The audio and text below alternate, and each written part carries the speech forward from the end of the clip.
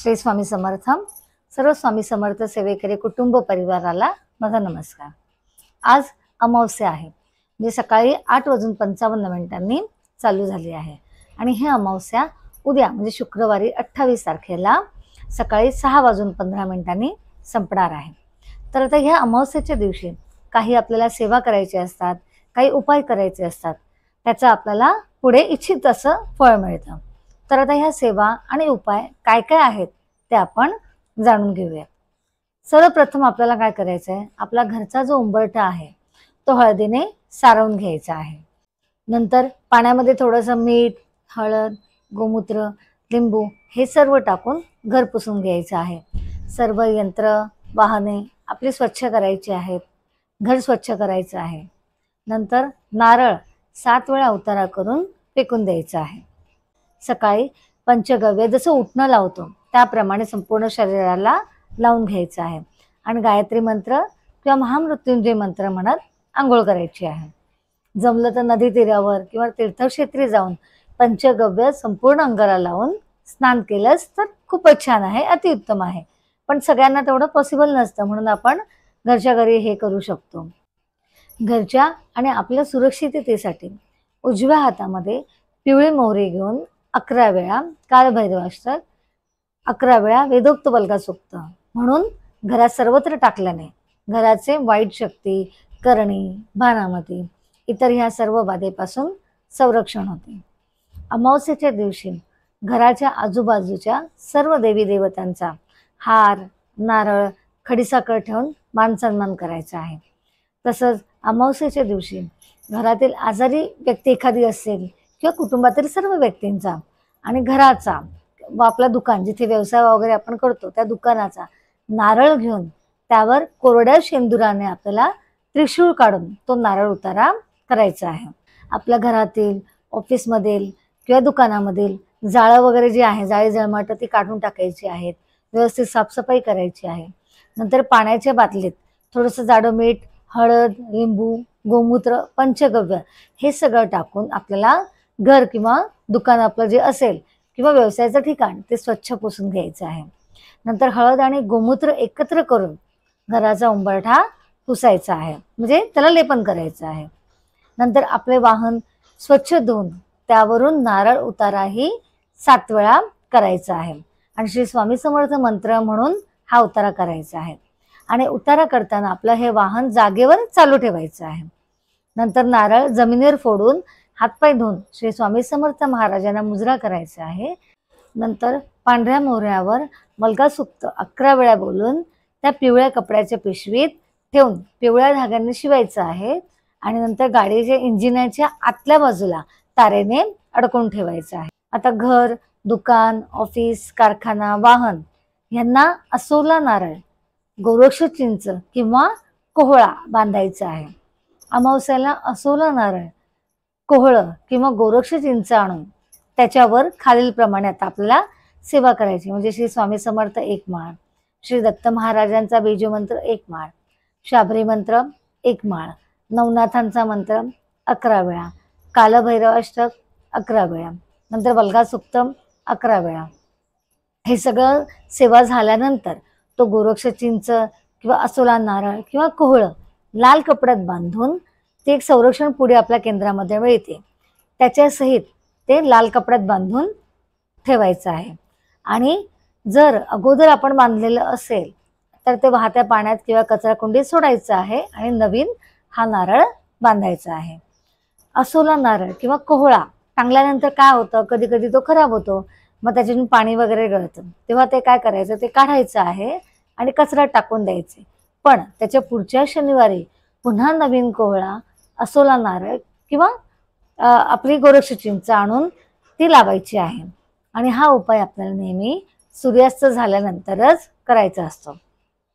आता या अमावस्येच्या दिवशी हिरण्यदान ही पण एक सेवा असते, पण हिरण्यदान कोणी करावं, ज्यांचे वडील नाहीत त्यांनीच हे करावं. म्हणजे अमावस्येच्या दिवशी 12 ते 12:30च्या दरम्यान जानवं जोड, 1.25 पावशेर पेढे, 11 रुपये दक्षिणा ह्या 3 वस्तू ब्राह्मणाला दान द्यायचे आहेत. आणि प्रसादास पेढा म्हणून जर परत केला तो आपल्याला खायचा नाही. तसंच घरात शांतता राहण्यासाठी एक नारळ पूर्ण सोलून देवाजवळ ठेवायचा आहे. शेंडी देवाकडे करायची आहे आणि रोज सकाळ संध्याकाळ त्यावर एकानंतर एक असे 7 कापूर जाळायचे आहेत. कापूर जाळत असताना श्री स्वामी समर्थ मंत्र, गायत्री मंत्राचा जप करायचा आहे. तसंच दर पौर्णिमा व अमावस्येला हा जो नारळ आहे तो बदलून घ्यायचा आहे. जुन्या नारळाचा प्रसाद घरात खायचा आहे किंवा जर नारळ खराब निघाला तर तो आपण विसर्जन करायचा आहे. आणि शक्यतो अमावस्येच्या दिवशी परान्न घेऊ नये. तसंच आपण परान्न शक्यतो आपण घेत नाहीत, तर अमावस्येच्या दिवशी तर ही कटाक्षाने ही गोष्ट आपल्याला पाळायलाच पाहिजे. आता अमावस्येला जसं आपण म्हटलं की ग्रामदेवतांचा मानसन्मान करायचा आहे, ती पद्धत आहे. तर आता कसं करायचं ते मी आता तुम्हाला सांगते. अमावस्येला गावातील सर्व ग्रामदेवतांचा मानसन्मान करायचा. मानसन्मान करण्यासाठी प्रत्येक सेवेकऱ्याला केंद्रात बोलवायचं आहे. केंद्रात बोलवल्यानंतर प्रथम स्वामी समर्थ महाराजांचा मानसन्मान करायचा आहे आणि त्याच्यानंतर जे सेवेकरी आले असतील त्याच्या आजूबाजूच्या परिसरातील एक मंदिर त्यांना वाटून द्यायचं आहे. आणि नंतर त्यांना जे साहित्य म्हणजे मानसन्मानासाठी जे साहित्य लागतं ते एक तर केंद्रातून घ्यायला सांगायचं आहे किंवा स्वतःही आणलं तरी चालतं.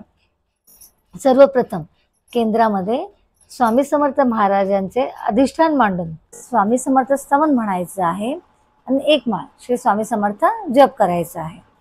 आता मानसन्मानासाठी काय काय साहित्य लागतं तर एक नारळ लागतो, नागबेलीची 3 पानं लागतात, 1 सुपारी, खारीक 1, बदाम 1, नाणं 1 रुपयाचं, कापूरवडी, फुलं किंवा फुलहार, अगरबत्ती आणि आगपेटी, खडीसाखर हा एका देवतेचा मानसन्मान करण्यासाठी लागणारं साहित्य आहे.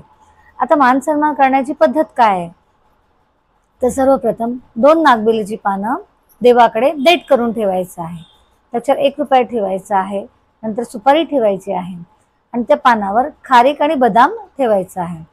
तसंच एका स्वतंत्र पानावर कापूर लावायचा आहे आणि अगरबत्ती लावायची आहे. प्रथम स्वामी समर्थ महाराजांचा मानसन्मान करायचा आहे, तेव्हा आपल्याला 2 प्रार्थना म्हणायच्या आहेत आणि ग्रामदेवतेचा मानसन्मान करताना आपल्याला प्रार्थना 2 फक्त म्हणायची आहे. आता स्वामी समर्थ महाराजांचा मानसन्मान करताना प्रार्थना अशी म्हणायची आहे की आम्ही परब्रह्म श्री स्वामी समर्थ महाराज, परमपूज्य गुरुमाऊली आणि आपले सेवेकरी असून आपल्या गावातील ग्रामदेवतांचा मानसन्मान करणार आहोत. तरी आपण सर्वप्रथम मानसन्मान स्वीकारावा व ग्रामदेवतांना मानसन्मान स्वीकारण्यास आज्ञा करावी ही विनंती. म्हणजे ही प्रार्थना फक्त आपल्याला स्वामी समर्थ महाराजांना करायची आहे. नंतर ग्रामदेवतांना करताना आम्ही श्री स्वामी समर्थ सेवेकरी महाराजांच्या व परमपूज्य गुरुमाऊलींच्या आज्ञा आशीर्वादांनी आपल्या गावातील श्री स्वामी समर्थ सेवा केंद्र म्हणजे सेवा केंद्राचं नाव घ्यायचं आहे. पतीने अमावस्येला आपला मानसन्मान करणार आहोत. श्री स्वामी समर्थ महाराजांनी तुमचा मानसन्मान करण्यासाठी हे श्रीफळ दिलं आहे. त्याचा स्वीकार करून केंद्राला त्रास देणाऱ्या अशुभ शक्तींचा नाश करून केंद्राच्या सर्वांगीण प्रगतीसाठी आपला आशीर्वाद द्यावा व आपल्या गावातील व्यसनाधीन व दुःखी पीडितांपर्यंत हा मार्ग पोचवावा. तसंच केंद्राच्या परिसरातील प्रत्येक व्यक्तीच्या घरातील प्रत्येकाला श्री स्वामी समर्थ महाराजांची सेवा करण्याची व केंद्रात आरतीला येण्याची सद्बुद्धी द्यावी. केंद्रात सर्व सेवेकऱ्यांनी एकमेकांबद्दल आदर निर्माण व्हावा व एकजुटीने श्री स्वामी समर्थ महाराजांचे कार्य करण्याची सर्वांना सद्बुद्धी द्यावी. केंद्रातील सर्व सेवेकऱ्यांना तळमळीने म्हणजे आपलं जे केंद्राचं नाव आहे ते घ्यायचं आहे. नंतर ग्राम अभियानाचे कार्य करण्याची सद्बुद्धी द्यावी. गावातील व्यसनमुक्ती दूर व्हावी. वादविवाद, भांडण, तंटे सगळं मिटावं. गावात एकसंघ निर्माण व्हावा. गावातील रोगराई दूर व्हावी व गावच्या सर्वतोपरी विकास व्हावा ही नम्र विनंती. नंतर नारळ आणि खडीसाखर देवासमोर ठेवून नंतर जय जयकार करायचा आहे. जय जयकार झाल्यानंतर आपल्याला प्रार्थना म्हणायची आहे. गुरुर्ब्रह्मा गुरुर्विष्णू गुरुर्देवो महेश्वरः गुरुर साक्षात परब्रह्म तस्मै श्री गुरवे नमः. श्री स्वामी समर्थ महाराज की जय. श्री गुरुदेव दत्त. श्री त्र्यंबकेश्वर महाराज की जय. गंगा गोदावरी माता की जय. सद्गुरु परम पूज्य मोरे दादा की जय. श्री स्वामी समर्थ गुरुमाऊली की जय. भारत माता की जय. उदयोस्तु श्री महाकाली महालक्ष्मी महासरस्वती राजराजेश्वरी आई साहेब. अंबा माता की जय. अंबा माता की जय. अंबा माता की जय. भारत माता की जय. येळकोट येळकोट सदानंदाचा येळकोट येळकोट. श्री खंडोबा महाराज की जय. श्री खंडेराय महाराज की जय. भारत माता की जय. याप्रमाणे आपल्याला सगळ्यांचा मानसन्मान करायचा आहे, जय जयकार करायचा आहे. तसंच सर्व सेवेकरांनी प्रत्येक अमावस्याला दिवाळी, दसरा, अक्षय तृतीया, गुढीपाडवा या शुभ दिवशीही मानसन्मान करायचा आहे. माहिती आवडली असेल तर नक्की शेअर करा. श्री स्वामी समर्थ. गुरुमाऊली चरणार्पणमस्तु.